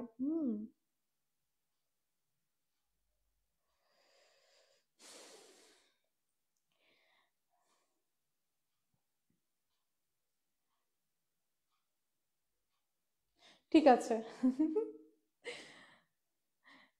ফ্যাকাশে জীবন, আমারও জীবন, আর কি করবা বলো। এবার আসো পরিকল্পনা প্রণয়ন ও সিদ্ধান্ত গ্রহণ, যেখান থেকে কি পড়তে হবে, যেখান থেকে আমার পরিকল্পনার কাকে বলে সংজ্ঞা, ফান্ডামেন্টাল এন্ড পরিকল্পনার প্রকারভেদ আছে কিছু, বুঝছো? পরিকল্পনার প্রকারভেদ, তোমার স্বল্পমেয়াদী, মধ্যমেয়াদী, দীর্ঘমেয়াদী এগুলা। তারপরে পরিকল্পনার আরো যে জায়গা থেকে বেশি প্রশ্ন হয় সেটা হচ্ছে পরিকল্পনার যেহেতু এখন তোমাদের সিদ্ধান্ত গ্রহণ কি, সিদ্ধান্ত গ্রহণ কিন্তু তোমরা কিন্তু শর্ট সিলেবাস পড়ে আসছিলা, এই জন্য সিদ্ধান্ত গ্রহণ তোমাদের নাই। তবে অ্যাডমিশনে এসব শর্ট সিলেবাস চলে না, তোমাদের সব সময় ফুল সিলেবাস। তাইলে আমাদের এখন শর্ট সিলেবাস ফুল সিলেবাসে চিন্তাই করা যাবে না, আমাদের এখন সম্পূর্ণটাই পড়তে হবে। এখন পরিকল্পনা, এখান থেকে যে পরিকল্পনাকে 3 ভাগে ভাগ করছে, এর মধ্যে প্রথমটা হচ্ছে সময়গত দিক থেকে, আবার 3 ভাগে ভাগ করছে, সংগঠন কাঠামোর দিক থেকে ভাগ করছে, আর এটা হচ্ছে প্রকৃতিগতভাবে ভাগ করছে, তাই না? প্রকৃতিগতভাবে যে 3 ভাগে ভাগ করছে ওইটাই সব থেকে বেশি গুরুত্বপূর্ণ, প্রকৃতিগত দিক থেকে বেশি দেখে যাবা। এই যে প্রকৃতিগতভাবে যে 3 ভাগে ভাগ করছে, প্রকৃতিগতভাবে যে 3 ভাগে ভাগ করছে, লক্ষ্য মনে আছে তোমাদের 3 ভাগে ভাগ করছে, লক্ষ্য, স্থায়ী পরিকল্পনা আর কি একাত্মক পরিকল্পনা। তো লক্ষ্য, স্থায়ী পরিকল্পনা আর একাত্মক পরিকল্পনা, এখান থেকেও যদি আমি ভাগ করি, সব থেকে বেশি গুরুত্বপূর্ণ হচ্ছে স্থায়ী পরিকল্পনা, রীতিনীতি, কৌশল এগুলা। তো এখান থেকে কি প্রশ্ন আসে, এখান থেকে প্রশ্ন আসে নীতি কোন ধরনের পরিকল্পনার উদাহরণ। হ্যাঁ, তো ওটা তোমাকে বলতে হবে স্থায়ী পরিকল্পনা। ক্লিয়ার? সো এই হচ্ছে পরিকল্পনা থেকে বড় একটা অংশ প্রশ্ন আসে এই প্রকৃতিগত প্রকারভেদ থেকে। প্রকৃতিগত যে 3টা আছে, লক্ষ্য, একাত্মক পরিকল্পনা আর স্থায়ী পরিকল্পনা, এই উদাহরণগুলা, ওর মধ্যের উপাদানগুলা খুব ভালো করে পড়ে যাবা, ভালো করে পড়ে যেতেই হবে। তারপরে হচ্ছে সংগঠিতকরণ। দেখো আমি যদি একটু আমাদের আমল নামাটা বের করি, আমাদের আমল নামা কোথায়, সংগঠিতকরণ দেখো আমি কত নম্বর গুরুত্বপূর্ণ রাখছি এইখানে, আর এখানে কিন্তু প্রশ্ন হয় নাই, এটা আমি 5 নম্বরে রাখছি, ঠিক আছে? 5 নম্বরে আসে, একটু পরে আমাদের কিউএনএ আছে, তো সেখানে তোমাদের যতগুলো প্রশ্ন আছে সব প্রশ্ন তুমি আমাকে করতে পারো, কোনো সমস্যা নেই। আজকে আমরা সব ধরনের প্রশ্নের উত্তর দেব। সংগঠিতকরণ থেকে তেমন ইম্পর্টেন্ট আমি কিছু দেখি না, কর্মী সংস্থানে যেটা আমাকে পড়তেই হবে, সেটা কর্মী সংস্থানেও দেখো তেমন কিছুই পড়তে হবে না। সো এইভাবে সবটা না অ্যালাইন করে প্রশ্ন করে একটার সাথে আর একটা। তো সংগঠিতকরণ মানে তুমি জানো যে প্রতিষ্ঠানের সবগুলো পর্যায়ের মধ্যে একটা স্কেলার চেইন বা সংযোগ স্থাপন করে সেটা সংগঠিত করার, একত্রীকরণ করে সংগঠিতকরণ করা হয়। তো এই দুটো আমি কিছুই দিচ্ছি না বলতে কিছুই দিচ্ছি না। নেতৃত্ব, এর মধ্যে আমার পড়তে হবে প্রকারভেদ, যে প্রকারভেদ গুলো থেকে মাস্ট বি প্রতি বছর প্রশ্ন আসে। তারপরে প্রেষণা, this is very very important, must be প্রশ্ন আসবে আসবে আসবে এরকম একটা টপিক। কাজের মাধ্যমে প্রশিক্ষণ আর কাজ ছাড়া প্রশিক্ষণ, কাজের মাধ্যমে প্রশিক্ষণ, কাজ ছাড়া প্রশিক্ষণ, কাজের মাধ্যমে প্রশিক্ষণ, কাজ ছাড়া প্রশিক্ষণ। ওরে বাবারে আমার খিয়ার দেখো অবস্থা, প্রশিক্ষণ না না, কাজের মাধ্যমে প্রশিক্ষণ আর কাজ ছাড়া প্রশিক্ষণ, আর কাজ ছাড়া প্রশিক্ষণ।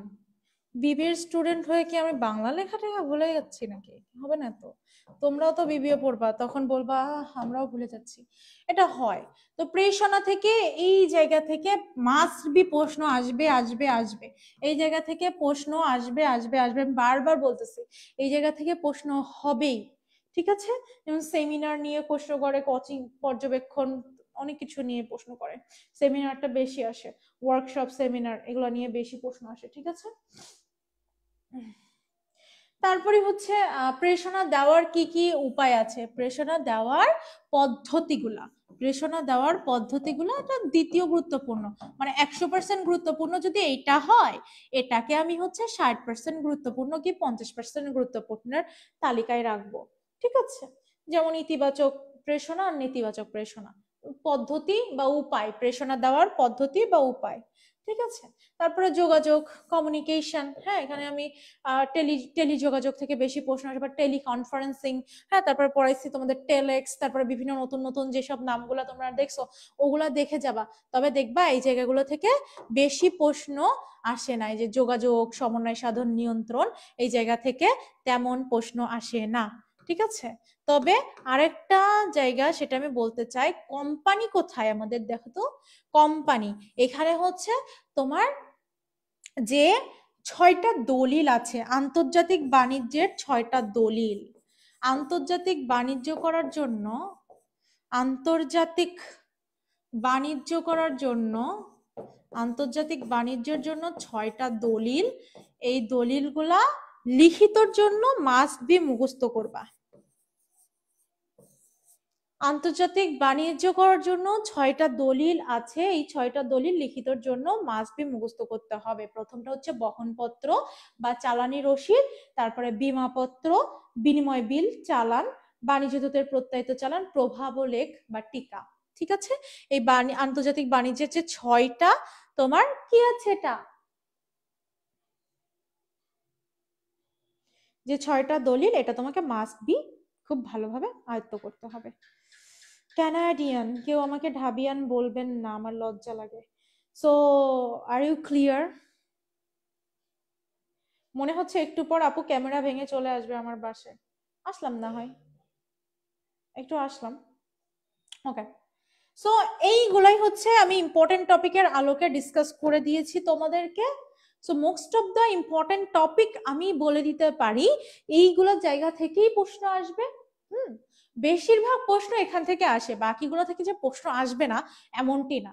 হ্যাঁ, প্রশ্ন হবে, তবে এইগুলাই বেশি বেশি আমাদেরকে এই মুহূর্তে পড়ে যেতে হবে। আর আমি সাজেশন দিলে তোমাদের জন্য জীবন সহজ হয়ে যাবে।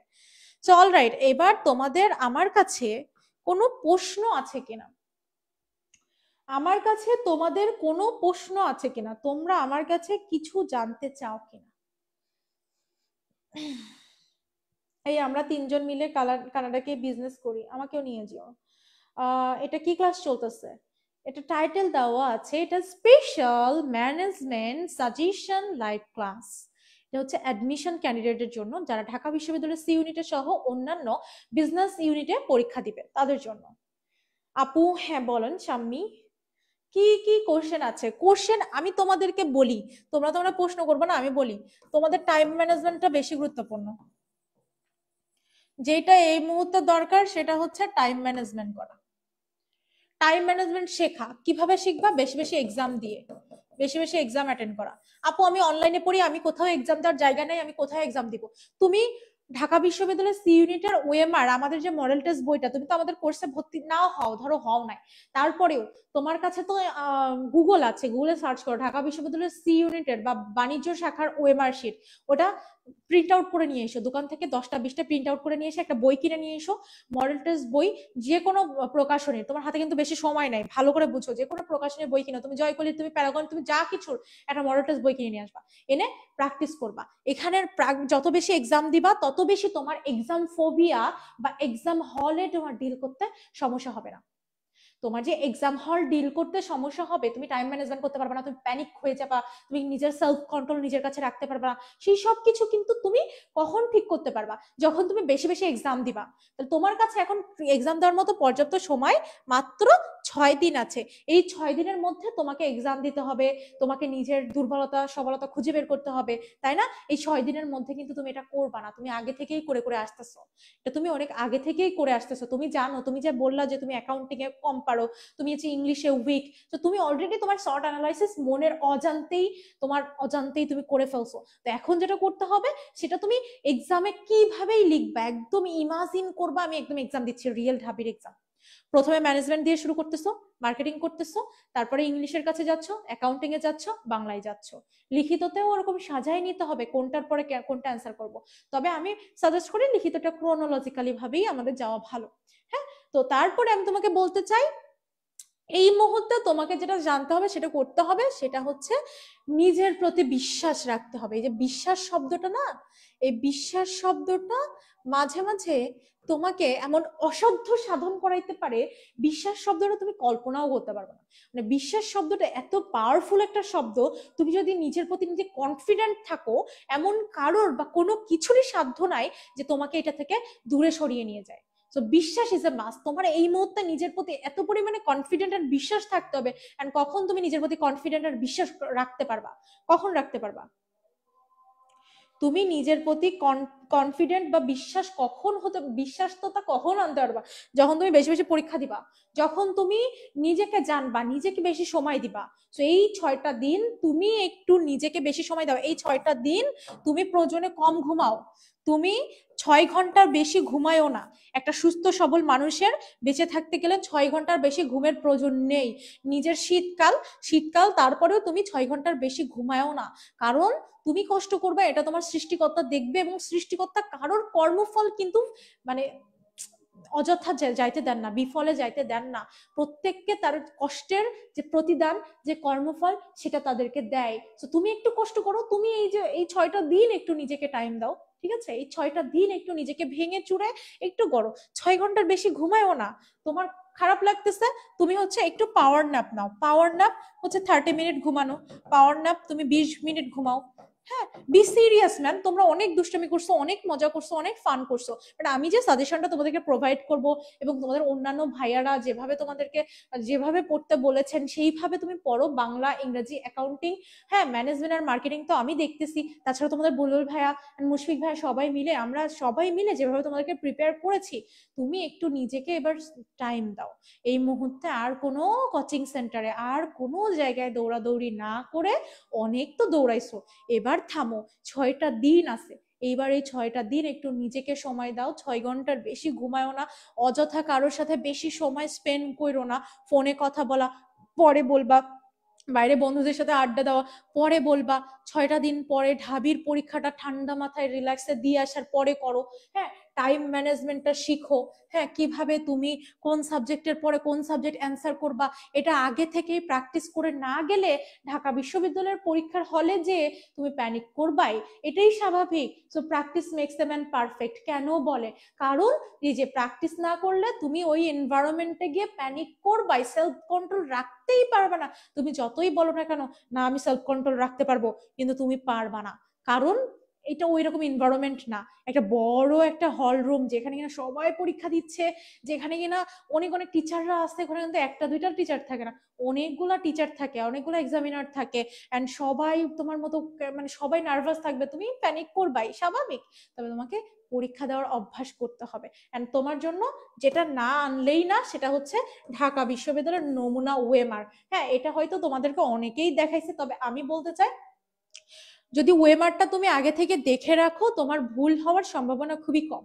দেখো এখানে কিন্তু যদি তুমি আগে থেকে না জানো, তোমার বাবার নাম, মার নাম, তোমার নাম, তোমার 14 গোষ্ঠীর যত ইনফরমেশন আছে সব এখানে দিতে হয়, বুঝছো? তো এখানে তুমি ক্যান্ডিডেট নেম, তোমার নাম লিখবা, সবগুলো ক্যাপিটাল লেটারে লিখবা, বুঝছো? যে আমি আমার নাম লিখলাম, বুঝছো? SAFIZA। হ্যাঁ, এটা পুরো নামটা লিখবা। হ্যাঁ, এইভাবে পুরো নাম লিখবা। এই যে আমার পুরো নাম ধরতেছে না, দেখছো? তো তোমাদের ধরবে, কারণ এটা হচ্ছে পুরো নাম লিখবা। তারপর ফাদার্স নেমটা এরকম ক্যাপিটাল লেটারে লিখবা, মাদার্স নেম ক্যাপিটাল লেটারে লিখতে পারো, অথবা যদি ক্যাপিটাল লেটারে না লিখো, তাহলে যেভাবে তোমরা লিখো তোমার বলে দিবে। হ্যাঁ, তোমাকে বলে দিবে যে কিভাবে লিখতে হবে। সো যে ওয়েতে লিখতে হয়, সেই ওয়েতে এইভাবে লিখলাম, ঠিক আছে? এইভাবে লিখলাম। বাবার নাম লিখতে হবে, সো এই জন্য স্পেলিংটা যেন ভুল না হয়। মার নাম লিখতে হবে, স্পেলিংটা যেন ভুল না হয়। এই জায়গাটা তোমার জন্য না, এটা তুমি দেখবাই না, তুমি চোখেই দেখো না। হ্যাঁ, এই জায়গায় কি আছে দেখো, এটা হচ্ছে ইনভিজিলেটর পূরণ করবে। তো এখানে তুমি হাতই দিবা না, ওটা তুমি চেনোই না, বুঝছো? ওটা তুমি চেনোই না। তো তোমার বাবার নাম, মার নাম আর তোমার নাম যেন ভুল না হয়, তুমি সেট কোডটা, এখানে বাংলায়ও থাকতে পারে, ইংলিশও থাকতে পারে, সেট কোডটা পূরণ করবা। তোমার রোল নাম্বার, সিরিয়াল নাম্বার তোমার এক্সামিনাররা বলে দিবে, কিভাবে পূরণ করতে হবে বলে দিবে। আর সব থেকে গুরুত্বপূর্ণ ব্যাপার, হ্যাঁ, সি ইউনিটের যেহেতু অপশনাল সাবজেক্ট আছে, অনেকে হয় ফাইন্যান্স দাগাইতে গিয়ে, এটা বেশি হয়, ফাইন্যান্স যাদের আছে তাদের এটা বেশি হয়, ফাইন্যান্স দাগাইতে গিয়ে মার্কেটিং দাগাই ফেলে। কারণ বাংলা, ইংরাজি, অ্যাকাউন্টিং আর হচ্ছে বিজনেস প্রিন্সিপলস মানে কি ম্যানেজমেন্ট, বিজনেস প্রিন্সিপলস মানে হচ্ছে ম্যানেজমেন্ট। তো এই 4টা সাবজেক্ট দাগানোর পরে সাথে সাথে এখানে চলে যায়। তো এখানে দেখে না যে এটা মার্কেটিং এর ঘর, তোমার লাইফটা শেষ, বুঝছো? শেষ। তুমি যখন এই ভুলটা করতেছো, তোমার লাইফ শেষ। তুমি আর ঢাবিতে চান্স পাও কি? তুমি তার ঢও ছুঁয়ে আর দেখতে পারলা না। তোমার এতদিনের স্বপ্ন, তুমি জাস্ট একটা, তোমার এত সুন্দর প্রিপারেশন, কিন্তু তুমি জাস্ট এই একটা ছোট্ট ভুলের কারণে তুমি আর পারতেছো না চান্স পাইতে, তুমি পড়তেই পারছো না, তোমার খাতা ইভালুয়েট করা হচ্ছেই না, হলেও তুমি ভাগ্যচক্র যদি এখানে কিছু হয় তারপরে ওটা ভাগ্যচক্রের উপরে ডিপেন্ড করে। সো এই যে একটা ব্যাপার, এই জায়গাটা খুব খুব খুব বেশি ক্রুশিয়াল। এখানে তুমি দেখবা সবার প্রথমে ফাইন্যান্স আছে কি মার্কেটিং আছে, এখন এই খাতাই হচ্ছে মার্কেটিং আগে দেওয়া, তাই বলে তোমার রিয়েল এক্সামে কিন্তু এখানে ফাইন্যান্স থাকতে পারে, দেখছো? তো তোমার রিয়েল এক্সামে এটা ভালো করে চোখ দিয়ে দেখে ব্লাইন্ড হয়ে কাজ করবা না। হ্যাঁ, ফোকাসিং ওয়ে, ওই যে 1 ঘন্টা 1.5 ঘন্টা ওই সময়টা খুব ফোকাসিং ওয়েতে, একদম ফোকাসিং ওয়েতে মাথা ঠান্ডা রেখে যত ফোকাস তোমার জীবনে আছে সব ফোকাস দিয়ে সুন্দর করে এই জায়গাটা হ্যান্ডেল করতে হবে। হুম, যত সিরিয়াসনেস, সব সিরিয়াসনেস দিয়ে এই জায়গাটা দেখতে হবে। তো প্রথমে যেটাই থাকুক না কেন, মার্কেটিং এর জায়গায় মার্কেটিং কে পূরণ করবা, ফাইন্যান্সের জায়গায় ফাইন্যান্স কে পূরণ করবা। এন্ড যদি কোনো ভুল করে ফেলো, সুন্দর মতো তোমার আশেপাশের যে টিচার আছে, যারা হচ্ছে গার্ড দিবে, তাদেরকে ডাকবা, সুন্দরভাবে বলবা যে এক্সকিউজ মি, এটা ভুল হয়ে গেছে, এখন কি করব। তো তারা একটা সলিউশন দিবে, তারা চেষ্টা করবা ভুল না করার, কারণ না তুমি প্যানিক করে যাবা, যদি ভুল হয়ে যায় তাহলে কিন্তু তুমি আর উঠতে পারবা না। হ্যাঁ, তুমি ওই যে তালে আর তাল মিলাইতে পারবে না, কারণ এমনি গোল পূরণ করে করে করে করে পারা যায় না, বুঝছো? এমনি এটা গোল পূরণ করতে গিয়ে ওইটা হয়ে যায়, এ দাগাইতে গিয়ে ডি দাগায় ফেলি, এ সি দাগাইতে গিয়ে একটার পরে একটা ঝামেলা লেগেই থাকে। এর মধ্যে যদি তুমি আবার এই ছোট ছোট ছোট বিষয়গুলো ভুল করো, এই সবগুলো ভুল করো, তাহলে তোমার আসলে সমস্যা আছে। তো এই জন্য আমি বলি, বাসায় একটু এই ওয়েমার্কটা প্র্যাকটিস করো, 2-3টা অ্যাটলিস্ট প্র্যাকটিস করো, যেন ভুল না হয়, খুব বেশি ফোকাসিং ওয়েতে যেন এটা তুমি ফিল আপ করতে পারো, ঠিক আছে? এটা যেন ভুল না হয়, এটা খুবই বেশি ইম্পর্টেন্ট। এইটা তুমি পারো আর না পারো, এই জায়গাটা যদি এনশিওর না করতে পারো, অনেকের জীবনে এই সামান্য জিনিসের জন্য তারা ঢাবিতে চান্স পায় না। তুমি ভাবতে পারতেছো, একটা সাধারণ বিষয়, এটার জন্য সে ঢাবিতে চান্স পাচ্ছে না। আর আমি বলতে চাই, তোমরা এখন এই মুহূর্তে যেই সময়ে দাঁড়ায় আসো, এই 6টা দিন তুমি কিভাবে ব্যবহার করবা এটার উপরে ডিপেন্ড করে তুমি তোমার আইডেন্টিটি কিভাবে বানাবা, তোমার আইডেন্টিটি কি তুমি আসলে বানাইতে পারবা কি পারবা না। তো এটা ডিপেন্ড করে তোমার উপরে, তোমার হাতে আছে। তুমি চাইলেই তোমার বাবা মাকে একটা পরিচয় দিতে পারো, তুমি চাইলেই তোমার বাবা মাকে একটা পরিচয় থেকে ছিনিয়ে নিতে পারো, তুমি চাইলেই তুমি বাবা মাকে আজকে কয় মাস পরে বলতে পারো যে হ্যাঁ, ঢাবিয়ানের মা, ঢাবিয়ানের বাবা, এমন একটা পরিচয় দিতে পারো। এবং তোমার নামের শেষেও তোমার নাম হয় যদি মাইশা, শেষে ঢাবি লাগাইতে পারো, তোমার নাম যদি হয় চুমকি, শেষে একটা ঢাবি লাগাইতে পারো। যেরকম আমার নামের শেষে দেখো না, এই যে দেখো, আমার নামের শেষে একটা ট্যাগ আছে, দেখতে পাচ্ছ, স্নেহা আপু ডিইউ। সো তোমার নামে এরকম ট্যাগ তুমি লাগাইতে চাও কি চাও না, প্লিজ এখনই ভাবো, আর ভাবার সময় নাই। তুমি ঢাকা বিশ্ববিদ্যালয়ের চান্স না পাইলে তুমি যে কি বড় মিসটা করবা, হ্যাঁ, আবার চান্স পাইলেও যে তুমি যে খুব ভালো ফিল করবা এমনটা না। তবে ঢাকা বিশ্ববিদ্যালয় তোমাকে প্রস্তুত করবে, যেহেতু আমরা বাঙালিরা অনেক বেশি লেজি, আমরা চাই না কাজ করতে, এই জন্য হয়তো তোমার কাছে মনে হবে আমি কিসে ফেসে গেলাম।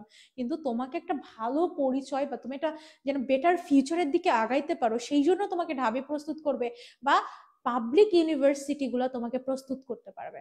এটা প্রাইভেট ইউনিভার্সিটি তোমাকে আরো ভালোভাবে প্রস্তুত করতে পারবে, তবে এখানে তুমি যদি মধ্যবিত্ত পরিবারের হও, তবে তোমার এখানে 15 থেকে 20 লাখ টাকার মতো এখানে গুনতে হবে। তো বাংলাদেশে থেকে মিনিমাম একটা প্রাইভেট ইউনিভার্সিটি পড়তে গেলে 4 বছরে 8 থেকে 10 লাখ টাকা তো খরচ হয়ই, এটা কম করে বলছি, বুঝছো? তো আরো তোমার থাকা খাওয়া, যদি তোমার ঢাকায় বাসায় না থাকে, তো এই যে খরচগুলা, তোমার বাবা মাকে তুমি ব্যারিয়ার হিসেবে দিতে চাও কি চাও না, নিজের আইডেন্টিটি তুমি নিজে বানাইতে চাও কি চাও না, এই 6টা দিন তোমার হাতে সময় আছে, সেইটাকে তোমার নিজের অ্যান্সার নিজে ফাইন্ড আউট করার জন্য। সো আর কথা বাড়াবো না, লাস্টলি তোমাদের সবার জন্য অনেক অনেক শুভকামনা, এন্ড তোমাদেরকে ফি আমানিল্লাহ, সবাই অনেক সুন্দরভাবে পরীক্ষা দাও, ঠিক আছে?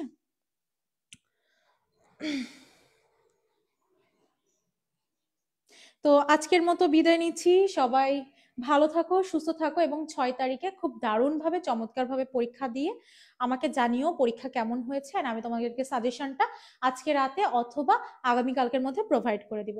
তো আজকের মতো বিদায় নিচ্ছি, সবাই ভালো থাকো, সুস্থ থাকো, আসসালামু আলাইকুম রহমতুল্লাহি আবরাকাতুহু।